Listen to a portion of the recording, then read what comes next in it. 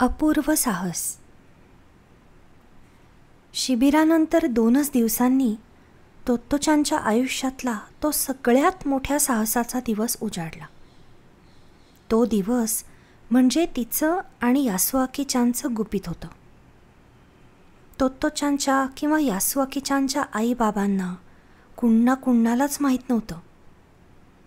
त्या दिवशी तोत्तो-चाननं यासुआकी-चानला तिच्या झाडावर बोलवलं होतं. तोमोएमधल्या विद्यार्थ्यांचं प्रत्येकाचं एक झाड शाळेच्या मैदानात होतं. तोत्तो-चानचं झाड कुंपणाच्या बाजूला एका टोकाला होतं आणि तिथून कुहोंबुत्सूच्या मंदिराचा रस्ता दिसत असे. ते झाड बरंच मोठं होतं आणि चढताना घसरून पडण्याची भीती होती. पण जरा कौशल्यानं चढलं तर जमिनीपासून जवळजवळ 6 फूट उंच फांदीपर्यंत चढता येत असे आणि ती फांदी बसायलाही फार सोपी होती. तोत्तो-चान मधल्या सुट्टीत आणि शाळा सुटल्यावर तिथे जाऊन बसायची आणि तिथून कधी उंच आकाश तर कधी रस्त्यावरून जाणारी माणसं बघायची.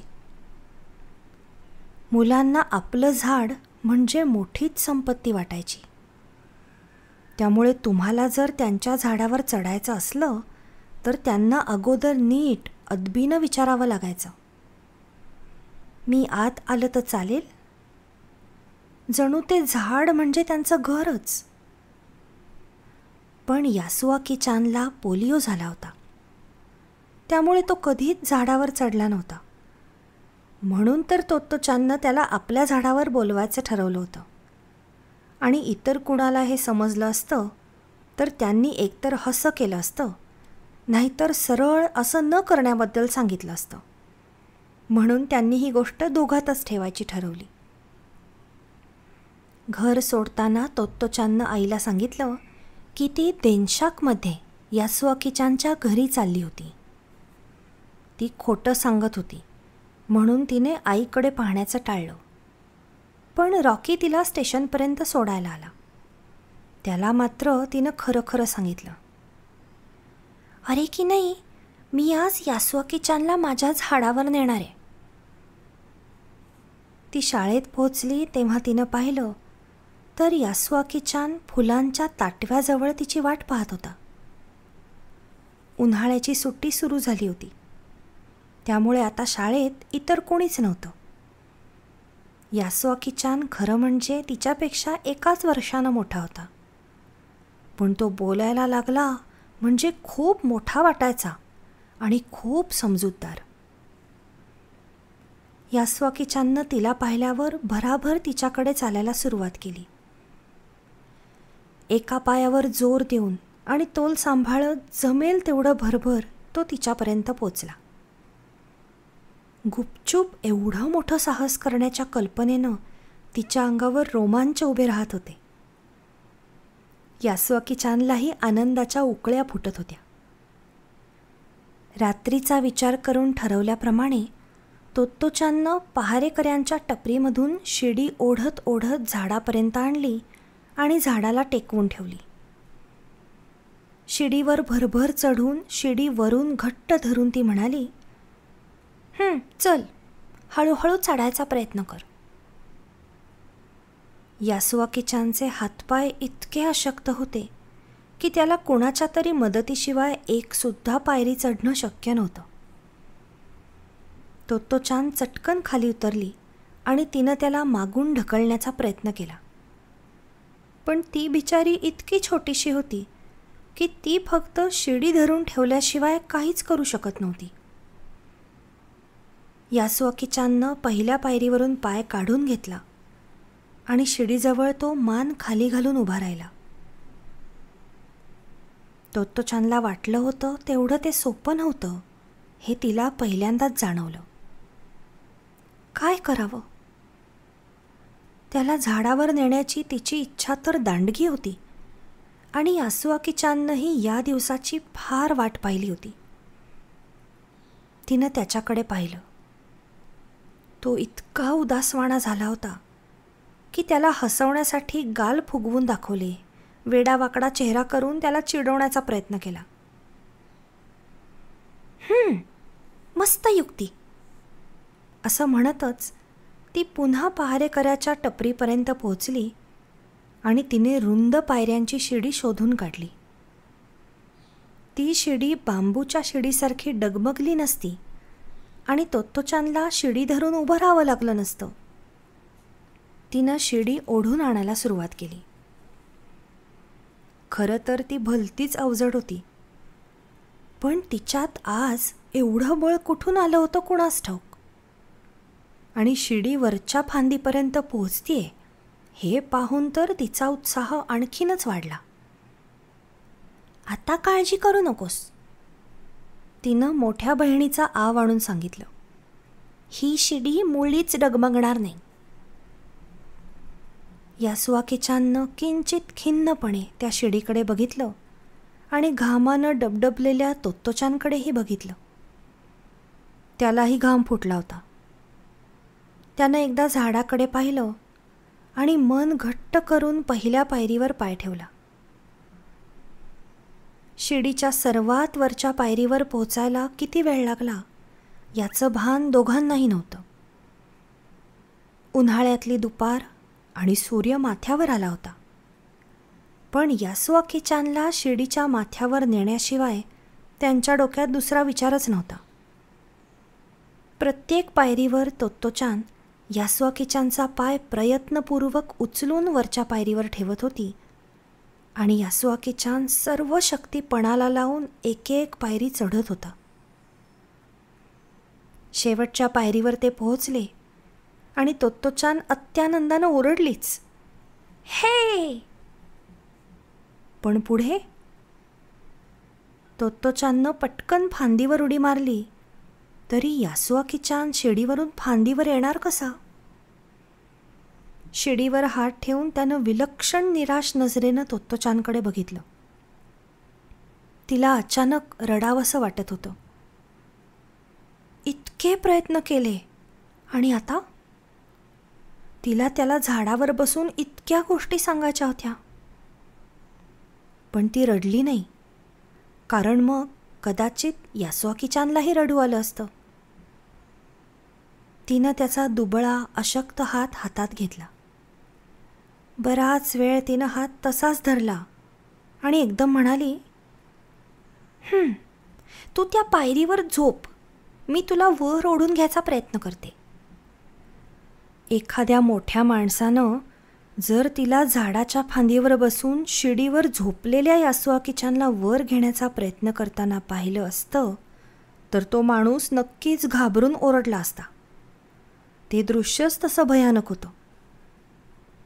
पण यासुआकीचानचा मात्र तिच्यावर पूर्ण विश्वास होता आणि तोत्तोचाननं तर त्याच्यासाठी स्वतःचा जीवही धोक्यात घातला होता. तिच्या छोट्या हातांनी सगळं बळ एकवटून ती त्याला वर खेचत होती. मधून मधून एखादा दयाळू ढग उन्हापासून त्यांना वाचवत होता. खूप वेळानंतर ते दोघेही झाडावर समोरासमोर उभे होते. घामानं चिंब झालेले केस मागे सारत ती कमरेत झुकून म्हणाली, माझ्या झाडावर तुझं स्वागत असो. यासुआकीचान झुकून किंचित हसत कृतज्ञतेनं म्हणाला, मी आत येऊ? तिथून खूप दूरवरचं आकाश दिसत होतं. असं असतं झाडावर चढणं, तो म्हणाला. त्या दोघांनी झाडावर बसून खूप गप्पा मारल्या. हे, माझी अमेरिकेतली ताई सांगते, तिकडे म्हणे दूरदर्शन नावाचं काहीतरी असतं. तो खूप खुशीत सांगत होता. ती म्हणते ते जपानमध्ये पण आलं की आपण घरात बसून सुमोंच्या कुस्त्यासुद्धा पाहू शकू. ते म्हणजे खोक्यासारखं दिसतं. सुमोचे पहिलवान घरातल्या खोक्यात कसे मावतील याचं तोत्तोचानला राहून राहून आश्चर्य वाटत होतं. सुमो पैलवान केवढे मोठे असतात. त्या काळात कुणाला दूरदर्शनचं नावसुद्धा माहीत नव्हतं. तिला त्याविषयी सांगणारा यासुआकीचान पहिलाच होता. आजूबाजूला पक्षी किलबिलत होते आणि मुलांच्या गप्पा रंगात आल्या होत्या. यासुआकी-चानच्या आयुष्यातली झाडावर चढण्याची ती पहिली आणि शेवटची वेळ होती. धीटपणाची परीक्षा. गोड गोड खातो, सगळ्यांना घाबरवतो, अंगाला माझ्या दुर्गंध येतो, मी कोण? हा उखाणा मुलांना इतका आवडायचा की उत्तर माहीत असूनही तोत्तो-चान आणि तिची दोस्त मंडळी एकमेकांना म्हणायची, ए मला ते गोड गोड खातो, ते कोडं घाल ना. उत्तर होतं, संडासात बसून पाव आणि गुळांबा खाणारा बागुलबुवा. तोमोएमधली धीटपणाची परीक्षा झाल्यावरही एक छान कोडं तयार झालं असतं. सगळ्यांना घाबरवतो, चावे घेतो, तरीही तुम्हाला हसायला लावतो. शिबिराच्या दिवशीच मुख्याध्यापकांनी अशी घोषणा केली होती की एक दिवस आपण कुहोनबुत्सूच्या मंदिरात धीटपणाची परीक्षा घेऊया. ज्यांना भूत व्हायचं असेल त्यांनी हात वर करा. 7-8 मुलांनी हात वर केले. ठरलेल्या दिवशी संध्याकाळी मुलं जमल्यावर जी मुलं भूत होणार होती त्यांनी बरोबर आणलेले भूताचे कपडे घातले आणि ती कुहोनबुत्सूच्या मंदिराकडे लपायला गेली. आम्ही तुम्हाला घाबरवून सोडू, ती जाता जाता म्हणाली. उरलेल्या 30-35 मुलांनी लहान लहान गट केले आणि थोड्या थोड्या वेळाच्या अंतरानं कुहोनबुत्सूकडे जायला सुरुवात केली. त्यांनी संपूर्ण मंदिराच्या आसपासच्या मैदानात आणि मंदिरामागच्या स्मशानापर्यंत जाऊन यायचं होतं. मुख्याध्यापकांनी आधीच सांगितलं होतं की ती शौर्याची कसोटी असली तरी जर कोणाला मध्येच परत यायचं असलं तर येता येईल. कोणी हसणार नाही आणि रागवणार नाही. तोत्तो-चाननं आईकडून एक विजेरी आणली होती. हरवू नकोस हं, आईनं बजावलं होतं. काही मुलं म्हणत होती, आम्ही भूतांना पकडूनच दाखवू. म्हणून त्यांनी फुलपाखरू पकडायच्या जाळ्या आणल्या होत्या, तर काहींनी भूतांना पकडायला दोऱ्या आणल्या होत्या. काय काय करायचं हे समजून घेऊन मुलं निघेपर्यंत बराच अंधार झाला होता. गाई गोपी उतरला राजा असं करून गट पाडले होते. जपानमध्ये या खेळाला जांकेन-पोन असं म्हणतात. सर्वांनी प्रथम हात पाठीमागे घेऊन जांकेन-पोन असं म्हटल्याबरोबर हात पुढे करायचे. ते करताना हाताची कात्री म्हणजे 2 बोटांनी कात्रीसारखी खूण किंवा दगड म्हणजे मूठ आवळायची अथवा हात नेहमीसारखा ठेवून कागद करायचा. कागदापेक्षा कात्री मोठी, कात्रीपेक्षा दगड आणि दगडापेक्षा कागद मोठा, कारण तो दगडाला गुंडाळू शकतो असं मानलं जातं. तेव्हा ज्यानं केलेली खूण मोठी तो जिंकला म्हणजेच उतरला असं समजलं जातं. पहिला गट उत्साहानं शाळेतून बाहेर पडला. अखेर तोत्तो-चानच्या गटाची पाळी आली. मुख्याध्यापक म्हणाले होते की भूतं बहुतेक रस्त्यातच भेटतील, पण मुलांना खात्री नव्हती आणि नाही म्हटलं तरी त्यांना थोडी भीती वाटतच होती. मंदिराच्या अंगणात गडद अंधार होता. चंद्राच्या प्रकाशामुळे खरं तर रात्र खूप आल्हाददायक होती, पण आता कोणत्याही क्षणी भूतांशी सामना द्यावा लागेल या जाणीवेनं कोणाचंच चित्त थाऱ्यावर नव्हतं. ई, कोणीतरी किंचाळलं. अंधारात झाडांच्या सावल्या आणि पानांची सळसळ फक्त जाणवत होती. जमिनीवर कशाला तरी कोणाचा तरी पाय लागायचा आणि भूत म्हणून कोणीतरी ओरडायचं. अखेरीस मित्राचा धरलेला हात सुद्धा त्यांना भूताचा वाटायला लागला होता. स्मशानाकडे जायचं नाही असं तोत्तो-चाननं ठरवून टाकलं होतं, कारण भूतं नक्की तिथेच असणार होती. आणि खरं म्हणजे आता धीटपणाची परीक्षा म्हणजे काय हे तिला समजलं होतं. तिला तेवढंच पुरे होतं. गंमत म्हणजे तिच्या गटातल्या इतरांनीही नेमका तोच विचार त्याच वेळी केला. तसं करणारे आपण एकटेच नाही याची खात्री करून घेत सगळ्यांनी परत शाळेकडे धाव घेतली. ते शाळेत जाऊन बघतात तर काय, त्यांच्या आधी निघालेला गटही तिथं परत पोचलेला होता. स्मशानापर्यंत जायला सगळेच घाबरले होते. त्याच वेळी डोक्याला पांढरं कापड गुंडाळलेला एक मुलगा रडत रडत त्याच्या शिक्षकांबरोबर आला. बिच्चारा भूत होऊन कितीतरी वेळ स्मशानात लपून बसला होता, पण कोणीच आलं नाही आणि हळूहळू त्यालाच भीती वाटायला लागली, म्हणून शेवटी तिथून पळून आला. रडत रडत रस्त्यानं येत असताना त्याला शिक्षक भेटले आणि त्यांनी त्याला परत आणलं. त्याची समजूत घालून त्याला हसवण्याच्या प्रयत्नात सगळे असतानाच दुसरं भूतही रडत रडत तिसऱ्या एका रडणाऱ्या मुलाबरोबर आलं. त्या मुलानं कोणाच्या तरी पळण्याचा आवाज ऐकला आणि त्याला घाबरवण्यासाठी उडी मारली आणि दोघांची टक्कर झाली. भयंकर घाबरलेली ती दोघं रडतच परत आली. इतकी गंमत झाली होती आणि शाळेच्या सुरक्षित वातावरणात मुलं एकाच वेळी हसत आणि रडत होती. तेवढ्यात तोत्तोचानच्या वर्गातला मिगिता नावाचा मुलगा परत आला. त्यानं वर्तमानपत्राचा केलेला भूताचा वेश घातला होता आणि कोणीच आलं नाही म्हणून तो जाम चिडला होता. मी इतकी वाट बघितली. त्यानं डास चावलेले हातपाय खाजवत तक्रार केली. भूताला डास चावले, कोणीतरी म्हटलं आणि सगळेच हसायला लागले. मला वाटतं आता उरलेल्या भूतांनाही परत घेऊन यावं, 5वीचे वर्गशिक्षक मारुयामा म्हणाले.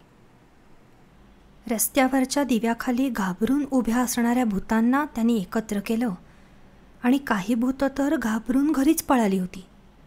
त्यांना सगळ्यांना जमवून मारुयामा शाळेत घेऊन आले. पण त्या दिवसानंतर तोमोएच्या विद्यार्थ्यांना भूताची भीती कधीच वाटली नाही, कारण त्यांना समजलं होतं भूतांना ही भीती वाटतेच की, नाही का. सरावाचे सभागृह.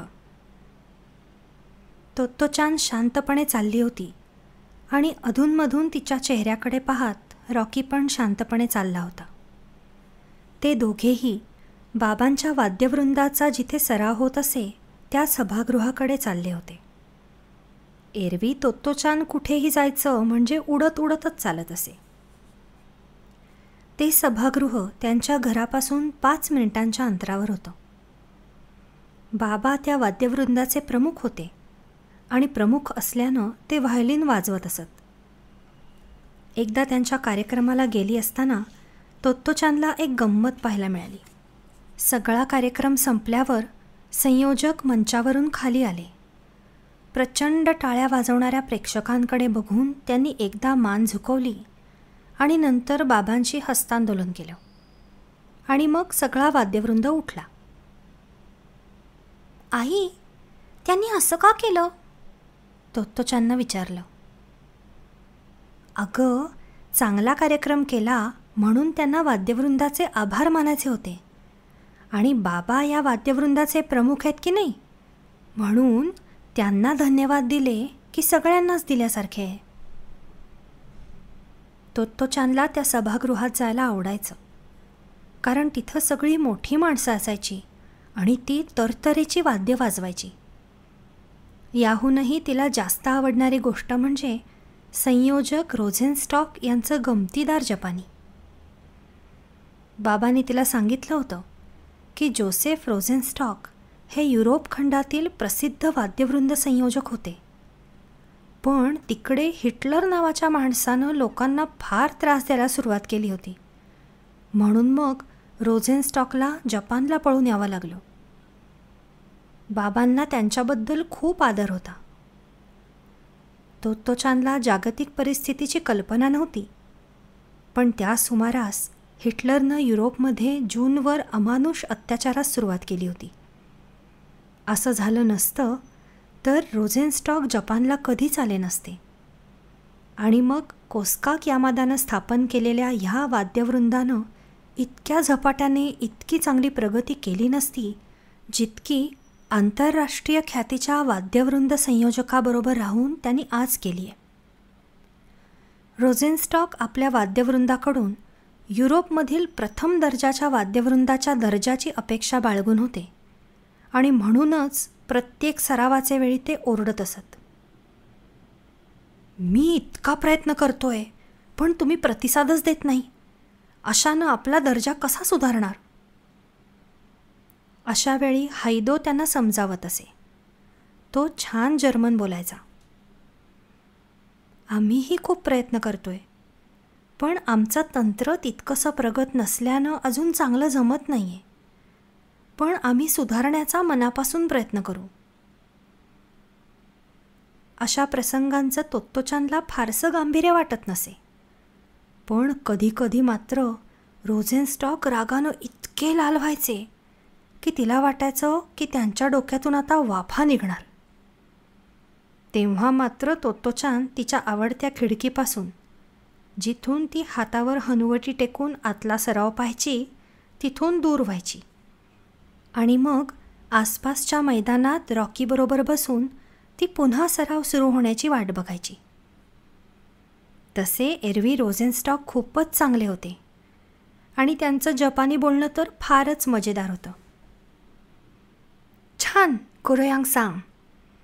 कोणी काही चांगले वाजवले की ते त्यांच्या गंमतशीर पद्धतीनं म्हणायचे. तोत्तोचान सभागृहात कधीच जात नसे. तिला बाहेर उभं राहून खिडकीतून आतलं संगीत ऐकायला आवडायचं. कधीकधी सराव थांबला असताना बाबा बाहेर आले तर तिला तिथे उभं असलेलं बघायचे. अरे तोचको, तू बाहेर उभी आहेस होय? बाबा तिला तोचको म्हणायचे. आणि रोझेनस्टॉकने तिला बघितलं तर त्यांच्या मजेशीर आवाजात ते म्हणायचे, गुड मॉर्निंग किंवा गुड डे. आणि ती आता मोठी झाली होती तरी तिला कडेवर घेऊन पापा घ्यायचे. तोत्तोचानला थोडंसं संकोचल्यासारखं वाटायचं पण तरीही तिला रोझेनस्टॉक आवडायचे. ते तसे काही उंच नव्हते. किंचित लांब नाक असलेले ते चंदेरी काडीचा चष्मा घालायचे. पण त्यांचा चेहरा मात्र रुबाबदार होता, अगदी एखाद्या मोठ्या कलाकारासारखा. तोत्तोचानला किंचित पाश्चात्य वळणाचं पण काहीसं पुराणं झालेलं ते सभागृह पण आवडायचं. सेनजोकूच्या तळ्यावरून वाहणारे वारे ते संगीत सभागृहापासून दूरवर वाहून नेत आणि संगीताचे सूर साऱ्या आसमंतात पसरत. कधीकधी सोनमासळी विकणाऱ्या फेरीवाल्याची हाक पण संगीतामध्ये मिसळून जाई.